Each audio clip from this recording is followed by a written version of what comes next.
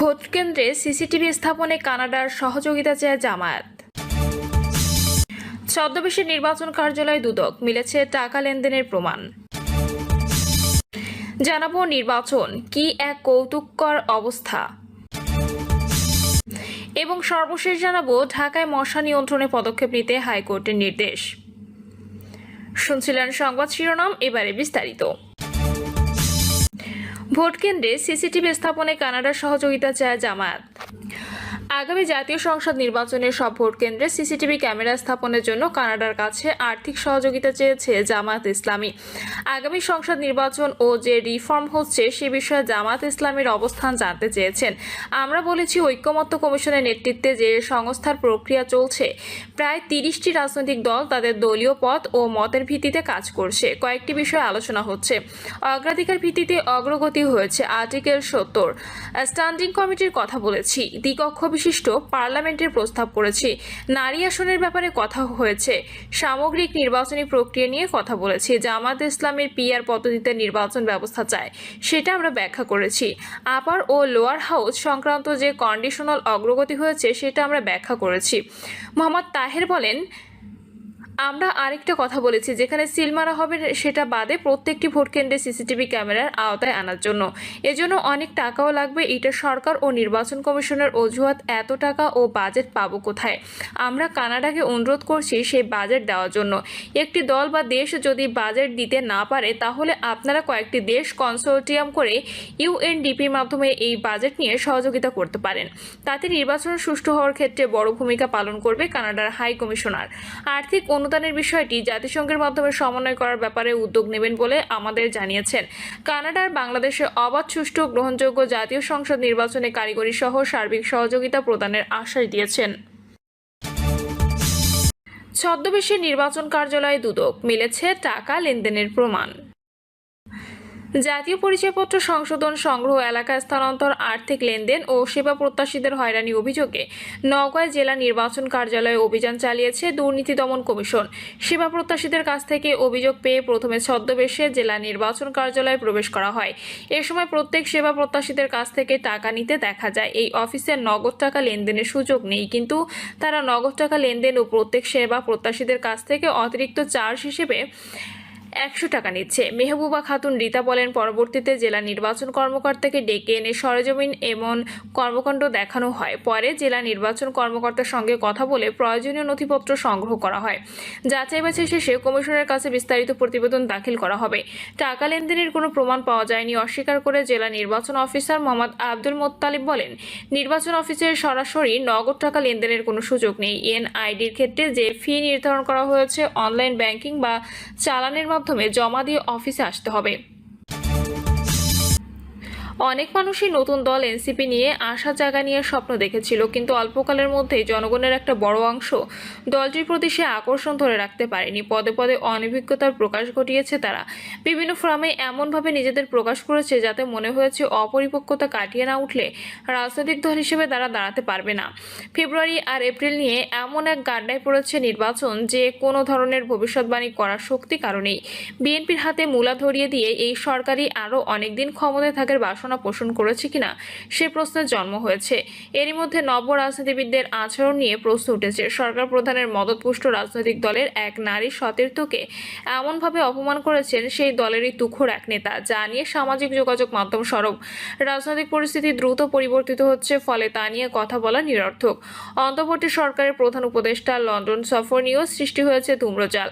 সামগ্রিকভাবে লন্ডন সফর ব্যর্থ বলা হলেও অনেকেই অধ্যাপক ইউনূসকে রাজনীতির মাঠের পাকা খেলোয়াড় বলছেন। অনেকে বলছেন, লন্ডনে অধ্যাপক ইউনূসের সঙ্গে বৈঠক করে তারেক রহমান বিএনপিকে অনিশ্চয়তার মধ্যে ফেলে দিয়েছে।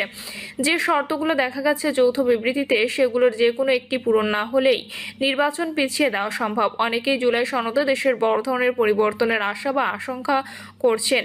সেই পরিবর্তনের মধ্যে সংবিধান বিষয়ে মারাত্মক প্রশ্ন রয়েছে। বাতিল বা বিশাল পরিবর্তন করা হতে পারে সংবিধান, কিন্তু মার্কিন নাগরিক আলী রিয়াজের সাংবিধানিক বিষয়ক ভাবনা দেশের আপামর জনতা মেনে নেবে কিনা তা নিয়েও প্রশ্ন আছে। সবচেয়ে বড় কথা, রাজনীতি এখনো কোনো নিয়মতান্ত্রিক পথ মেনে চলছে কিনা। রাজনীতি যদি কোনো ষড়যন্ত্র বা ধূর্ততার মধ্যে চলে যায়, তাহলে কোনো ধরনের সংস্কারেও দেশ কোনো সুন্দর ভবিষ্যতের ঠিকানা দেখতে পাবে না।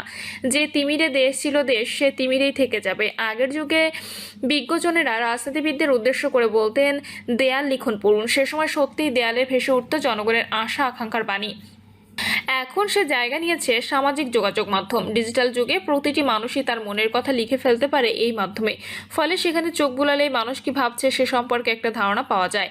ইউটিউব এখন বেশ জনপ্রিয় হয়ে উঠেছে। বেশ কয়েকজন ইউটিউবারের সাহসী উচ্চারণ নিয়েও সাধারণ মানুষের আগ্রহ আছে। সরকার সহ নানা দলের করা অন্যায়ের সমালোচনা করছেন তারা দেশে বসেই। সামাজিক যোগাযোগ মাধ্যমের হৃদয় স্পন্দন ঠিকভাবে না শুনলে রাজনীতির মাঠে যে কেউ পা হড়কে পড়তে পারেন। আওয়ামী লীগের বিগত শাসনামলে নির্বাচনের নামে প্রহসন হয়েছে, রাতের অন্ধকারে ভোট হয়েছে, বেছে নেওয়ার জন্য প্রতিদ্বন্দ্বী কেউ ছিল না। বর্তমানকালেও যারা নির্বাচনের মাঠে অবতীর্ণ হচ্ছেন তাদের সম্পর্কেও এমন কোনো আশার বাণী শোনা যায়নি যে স্বাভাবিকভাবে নির্দিষ্ট কোনো প্রার্থীকে বেছে নেওয়া যেতে পারে। এই মুহূর্তে বড় দল হিসেবে বিএনপিকে আসন্ন নির্বাচনের সবচেয়ে উল্লেখযোগ্য প্রতিযোগী বলে ভাবা হচ্ছে। কিন্তু ক্ষমতায় যাওয়ার আগে বিএনপির বিভিন্ন নেতাকর্মী যেভাবে ক্ষমতার দাপট দেখাচ্ছেন, তাতে তারা নির্বাচিত হলে তাদের মাধ্যমে স্বৈরাচার ফিরে আসবে কিনা সে সংখ্যাও অমূলক নয়। এমনও শোনা যাচ্ছে বিএনপির আপসী নেত্রী খালেদা জিয়া সরকারের সঙ্গে আপোষ করে নিয়েছেন। কথাটায় সত্যতা আছে কিনা তা নিয়েও ভাবছেন অনেকে। জামায়াত ইসলামী দলটিকে নিয়ে নতুন করে কিছু বলার নেই। মুক্তিযুদ্ধ বিষয়ে তাদের ঘোলাটে অবস্থানের কারণে সাধারণ জনগণ কখনোই তাদের সমর্থন করেনি। আলাদাভাবে দল হিসেবে নির্বাচন করলে তাদের প্রাপ্ত ভোট খুবই হাস্যকর একটি সংখ্যা। বিএনপির সঙ্গে জোট করেই তারা সমঝোতার মাধ্যমে ক্ষমতার স্বাদ পেয়েছে। এবার জামায়াত, এনসিপি, এবি পার্টির মধ্যে সেরকম জোট হতে পারে বলে অনেকেই মনে করছেন। তাতে কি তাদের ভোট বাড়বে? আওয়ামী লীগকে যদি নির্বাচন করতে দেওয়া না হয়, তাহলে এই তিন দলের জোট কি আওয়ামী লীগ সমর্থকদের ভোট পাবে? এ নিয়েও আড্ডায় আলোচনা হচ্ছে।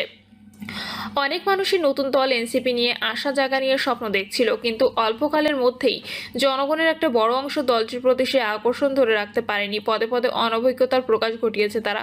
বিভিন্ন ফোরামে এমনভাবে নিজেদের প্রকাশ করেছে যাতে মনে হয়েছে অপরিপক্কতা কাটিয়ে না উঠলে রাজনৈতিক দল হিসেবে তারা দাঁড়াতে পারবে না। এরই মধ্যে দুর্নীতির অভিযোগ উঠেছে তাদের কারো কারো বিরুদ্ধে।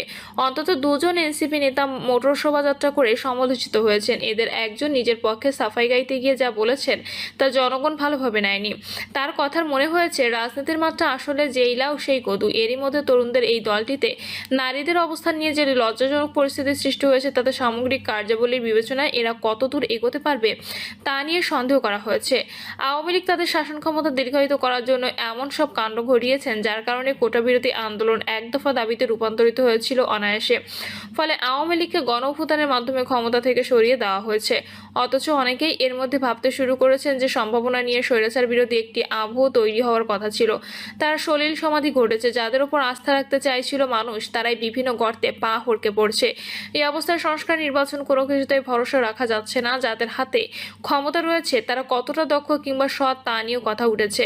তাৎপর্যপূর্ণ সত্য হলো, এখন সামাজিক যোগাযোগ মাধ্যমে আওয়ামী লীগকে নিয়ে কিছু বললে যত মানুষ তা দেখে, তার চেয়ে বেশি দেখে সরকার বা এনসিপির সমালোচনা হলে। সংস্কার বা নির্বাচন নিয়ে তাই সংশয় কাটে না জনগণের।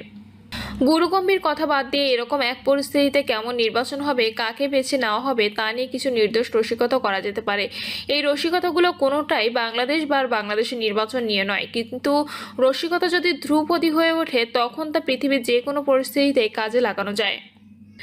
আগেও বলেছি, সাবেক সোভিয়েত ইউনিয়নের বদ্ধ পরিবেশে একের পর এক রসিকতার জন্ম হয়েছে। নিজেদের এই রকমভাবে ব্যঙ্গ করা জাতি বিরল। তাদেরই কিন্তু কৌতুক এখানে তুলে ধরছি।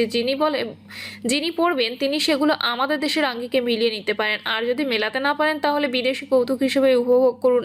নির্বাচনকে খাবার টেবিল হিসেবে গ্রহণ করুন। আপনাকে যে মেনু দেওয়া হয়েছে তার খাবারগুলো খুব খারাপ হলে আপনি তা প্রত্যাখ্যান করে নিজের মতো করে নতুন মেনু পছন্দ করুন।